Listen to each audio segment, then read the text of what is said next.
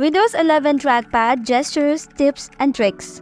Hello everyone, and let's get started. So if you want to learn the simple gestures of your trackpad, here is the correct video. So the first one is selecting any of the folder and file. For that, you just have to point on the folder and file and tap on the trackpad once. Now to open the properties of any of the file, what you can do is double tap on the trackpad with 2 fingers, and this way all the properties will open. For the similar method, what you can also do is click on the bottom right corner of the trackpad and it will open the properties as well.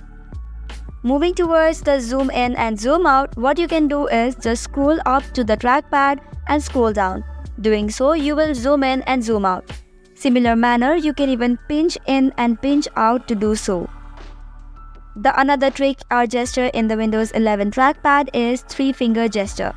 For that, you just have to scroll up using 3 fingers and you will open any of the tab which is open currently. So by this, you can view multiple tabs in just one screen. Similarly, we also have 4-finger gesture.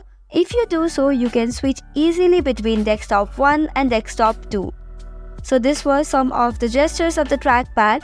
Now if you want to custom change it, what you have to do is tap on the search button and search for touchpad settings.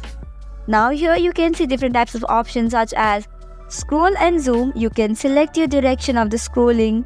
You can also tap on tabs and you can select different types of options. You can do the same for the 3-finger gesture and 4-finger gesture as well. But to change other settings, what you can do is scroll down a bit and tap on advanced gestures. From here, you can select through different options and tapping settings. So this was it for today. For more such tips and tricks, do not forget to hit the like and subscribe button.